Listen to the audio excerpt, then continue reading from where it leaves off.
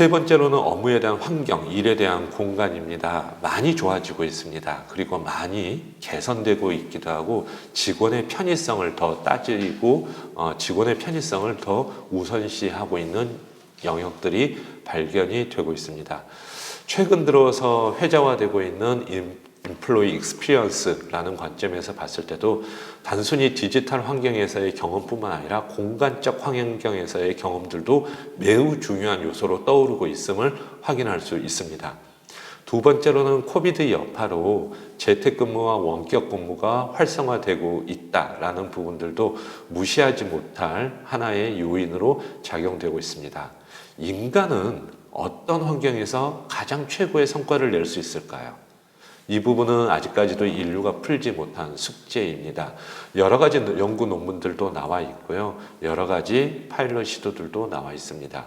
우리는 피라미드 구조로 계층적으로 위에서부터 아래로 지시를 내리고 업무를 받아서 수행하는 게 업무 생산성이 훨씬 더 효과적이다라는 의견들도 있고요. 구글이라든지 페이스북처럼 자율성을 보장하고 개인의 창의력을 최대한 발휘할 수 있을 때 업무 생산성이 높아질 것이다 라는 의견들도 있습니다. 여러분들 생각은 어떻습니까? 약 10년 전에 영국의 로얄 아카데미에서 이 실험을 해봤을 때 그 결과는 굉장히 아이러니했습니다. 한마디로 조직의 하이라키 구조가 명확하고 상명하복이 명확한 조직이 성과가 훨씬 높게 나타났습니다. 여기서 우리는 아이러니를 느끼죠. 어떻게 하면은 직원들을 편하고 직원들의 익스피리언스를 높일까라고 생각도 하지만은 여기에 빗대어서 놓치지 말아야 될 게 바로 생산성이라는 부분입니다. 이 두 부분은 계속해서 연구하고 시도할 수밖에 없는 상황이라고 생각이 됩니다.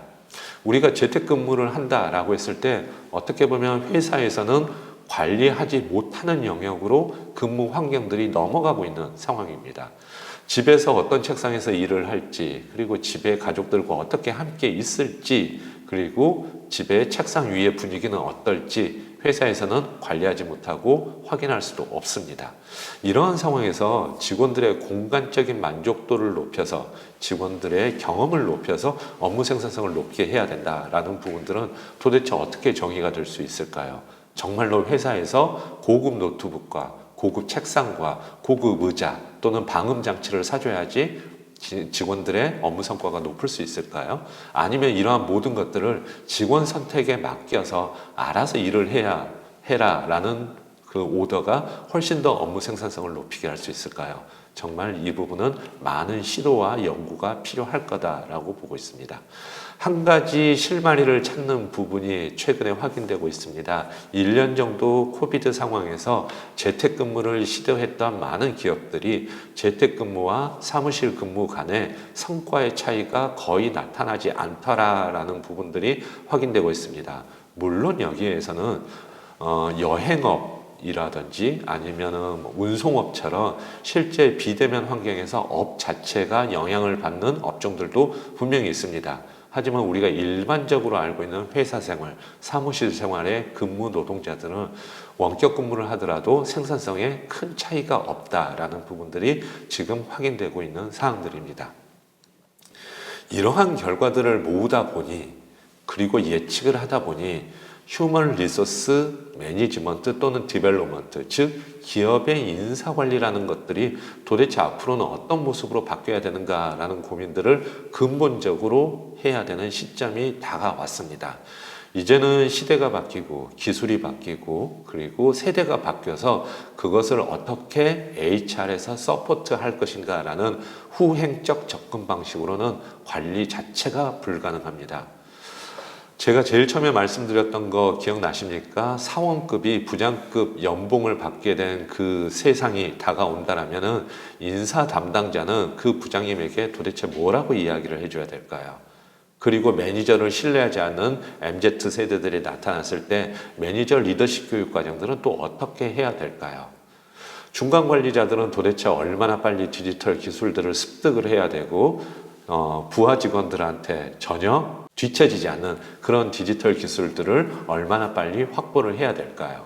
이 모든 부분들이 HR의 숙제입니다. 그리고 지금 당장 고민하시고 실천하셔야 되는 부분들입니다. 어떤 부분에 좀 포커싱을 해야 될까라는 부분에 있어서 IBM의 연구 보고서가 있어서 이를 인용해서 말씀드리고자 합니다. 가장 먼저는 직원 자체를 퍼스널라이즈한 하나의 객체로 놓고 이에 대한 관리 체계들을 만들어야 된다라는 부분입니다. 책으로도 나와 있죠. 평균의 종말이라는 책이 나와 있습니다. 저희는 직원을 바라볼 때 굉장히 카테고라이즈해서 바라보는 경향이 있습니다. 연령별로 바라보기도 하고요. 직급별로 사원급, 대리급, 부장급 이렇게 바라보기도 하고 조직별로 바라보기도 합니다. 하지만 마치 B2C에서 고객을 바라보는 관점도 이러지는 않습니다. 예를 들어서 40대 남성 고객이라고 한다면 이 40대 남성 고객은 어떤 상품을 살까요? 너무나 넓은 질문입니다. 그리고 대답하기 매우 어렵습니다. 조금 더 구체적으로 들어갈까요? 경기 남부에 살고 있는 40대 남성 중에서 4인 가족의 가장이다. 어떤 물건을 살 것 같습니까? 이렇게 질문을 하더라도 대답하기에는 매우 어렵습니다. 이것을 기업에 빗대어서 한번 생각을 해볼까요? 부장급으로 나이는 40세에서 45세이고요. 2개 이상의 직무를 경험하고 관리자 경험이 있는 사람들은 어떤 교육을 받아야 될까요? 어려운 질문입니다. 그리고 그 질문에 답을 한들 그 답이 맞을 확률들도 굉장히 적습니다. 이제는 직원들을 완전 개인적 객체로 보고 평균화시키지 말아야 된다라는 부분들이 앞으로의 HR에서 준비를 해야 되는 부분들입니다. 이 부분의 사회 현상으로 넷플릭스라이제이션이라는 표현도 있습니다. 넷플릭스가 워낙 개인 맞춤화로 영화를 잘 추천하다 보니 기업 안에서도 인사관리에서도 직원 맞춤형으로 인사관리가 이루어져야 된다라는 개념입니다. 두 번째로는 스킬, 특히 기술적에 대한 스킬 부분입니다. 이 부분도 참 많은 고민이 필요할 것 같습니다. 왜냐하면 전통적으로 한국의 인사관리 체계는 직무와 역량 체계를 중심으로 구성이 되어 있기 때문이죠. 그런데 이 역량을 가만히 보고 있으면은 관리하기 매우 어려운 역량들이 상당히 많이 있습니다. 예를 들어서 리더십이라는 역량을 사용하는 기업들도 있고요. 커뮤니케이션이라는 역량을 사용하는 기업들도 있습니다. 자, 그런데 이런 리더십이나 커뮤니케이션 측정과 관찰이 가능할까요? 어려운 이야기입니다. 상대적으로 이야기할 수는 있겠지만 절대적으로 이야기하기는 매우 어렵습니다.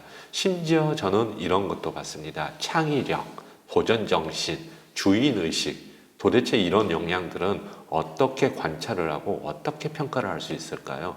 너무나 어려운 이야기인 것 같습니다. 최근에 이런 직무 역량 체계들이 직무 스킬 체계로 바뀌고 있습니다. 그 사람이 보유하고 있는 측정 가능한 스킬들을 기반으로 해서 인사관리를 진행을 해야 된다라는 부분이죠. 그 사람이 실제 어떠한 업무를 했는지 그리고 그 안에서 쌓여진 스킬이 어떤 건지 예를 들어서 엑셀을 피벗 테이블까지 돌릴 수 있는지 더 나아가서 SAS라든지 SPSS 같은 통계 툴을 쓸 수 있는지까지 확인이 돼야 된다는 부분이죠. 설계 능력을 조금 더 뛰어넘어서 실제로 CAD라는 프로그램을 통해 가지고 무엇을 설계해 봤는지까지 디테일하게 내려가야지 그 사람에 대한 프로파일링이 가능하다라는 부분입니다. 우리가 스킬을 이렇게 중요하게 보는 이유는 프로파일 매치업을 통해서 직원 한 명 한 명을 적재적소에 스태핑하기 위함입니다. 우리는 일반 쇼핑몰에서 팔고 있는 상품보다도 직원들의 정보가 훨씬 더 빈약한 시대에 살고 있습니다. 아마존 사이트를 들어가서 책 한 권에 대한 상품 정보를 한번 보십시오. 굉장히 프린트를 해보면 한 4-5장 분량의 프린트 결과물이 나올 겁니다. 하지만 직원 한 명에 대해서 우리가 프로파일을 프린트 해본다라고 한다면 그 정도의 양이 나오는 기업들은 많지 않습니다.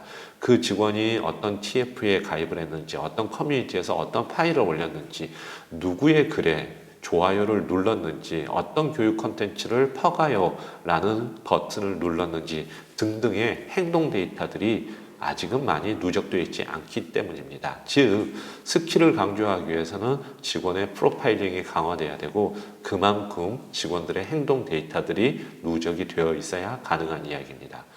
세 번째로는 실제 지능화 기술들을 본격적으로 사용하는 것 또한 HR의 미션으로 떠오르고 있습니다. 단순히 챗봇을 사용을 한다. 그리고 단순하게 텍스트 어널리시스를 해서 이력서를 조회한다 라는 부분들을 이제는 뛰어넘어야 된다라는 부분이죠.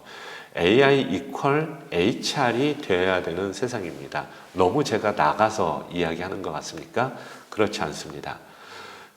AI를 바라보는 관점은 마치 HR을 바라보는 관점하고 동의를 해야 됩니다. 만일 우리가 어떠한 자동화 기술을 도입을 하기 위해서 머신러닝을 시킨다라고 가정을 해보겠습니다. 이 머신러닝이라는 부분은 마치 HR에서 하고 있는 HRD 영역과 매우 흡사합니다. 즉 AI도 HR처럼 AIM, AID 이렇게 나눠져서 머신러닝과 임플리멘테이션을 구분해서 적용을 시킬 수 있어야 됩니다. 그리고 AI 기술은 모든 영역에 적용이 가능합니다. 과거에는 인간의 고유한 영역으로 판단이 됐던 승진, 이동, 배치, 그리고 해외 주재원 파견 이 모든 것들이 바로 데이터를 기반으로 한 의사결정의 보조수단으로서 AI의 역할들이 강화되고 있습니다. 네 번째로는 업무 방식에 대한 부분입니다. 아마도 조직하고 연관이 되어 있을 부분이라고 보여지는데요. 지금 많은 기업들이 파일럿 시도로 애자일 조직들을 시도를 하고 있습니다. 자, 그런데 HR 조직이 애자일 조직으로 바뀌는 케이스는 흔치 않습니다.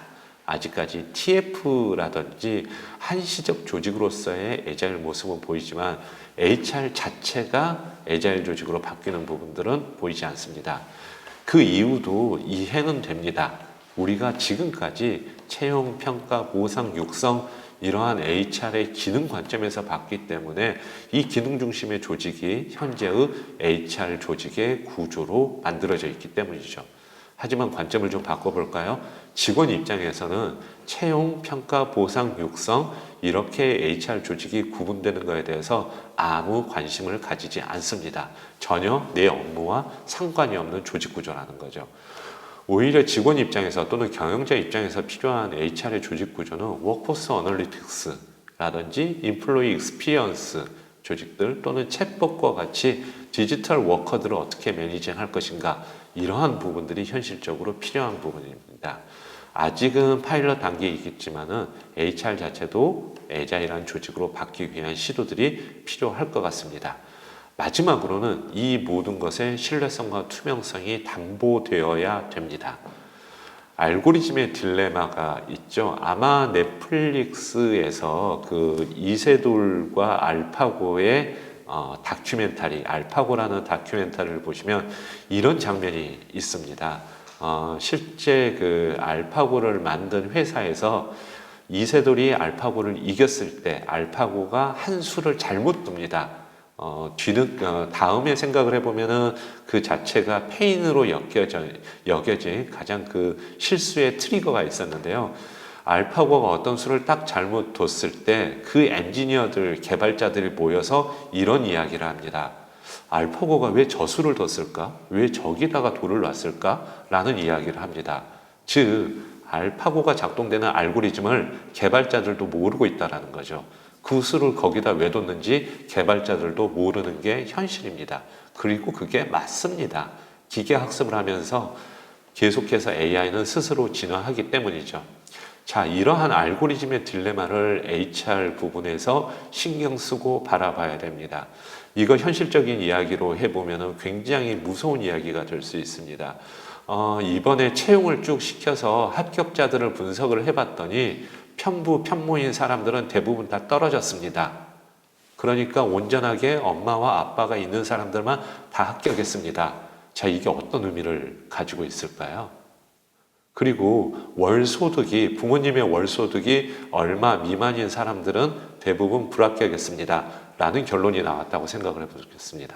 얼마나 무서운 이야기일까요? 그리고 이 알고리즘을 가지고 실제 채용을 돌렸을 때 어떤 패턴을 적용을 할지는 정말 중요한 부분입니다. AI의 윤리성과 도덕성이 HR로부터 시작을 해야 되는 이유도 바로 여기에 있습니다. 우리의 현실 한번 다시 객관적으로 맥킨지에서 연구했던 리서치 자료들을 보고 좀 정리를 해보겠습니다. HR의 스킬 자체는 다른 조직에 비해서 현실적으로도 낮고 필요성 자체도 낮다라고 표현이 되어 있습니다. 자, 여기서 한 가지 관심 있게 봐야 되는 이유는 그러면 HR이라는 조직 자체가 굳이 디지털 트랜스포메이션을 안 해도 되는 조직인가 라고 보면은 그렇지 않습니다. 오히려 그 반대입니다. HR에서 행하는 업무, 평가, 보상, 채용, 승진 이런 부분에 있어서는 다른 영역보다 굉장히 쉬운 기술만 가지고도 충분히 극복이 가능하다라고 해석을 해주셔야 됩니다. 오히려 좀 더 어려웠던 앞서 말씀드렸던 AI의 윤리적인 측면들 그리고 도입해야 되고 직원의 경험을 좌우하는 여러 가지 디지털 기술들에 있어서는 훨씬 더 많이 신경을 써야 됩니다. HR이 좌측 하단에 있다라는 부분은 어떻게 보면 기업 안에서 스포트라이트를 그만큼 못 받고 있다라는 것에 대한 반증이다라고 봐주십시오. 오른쪽에 있는 그렇다면 HR은 어떠한 스킬을 보유해야 되는가라는 부분을 좀 관심 있게 봐주십시오. 그리고 맨 오른쪽에 있는 푸른색 동그라미를 봐주십시오. Advanced IT입니다. HR이 IT에 계신 분들만큼 알아야 된다라는 부분입니다. 이 부분도 어떻게 보면 굉장히 색다른 이야기다라고 볼 수 있을 겁니다.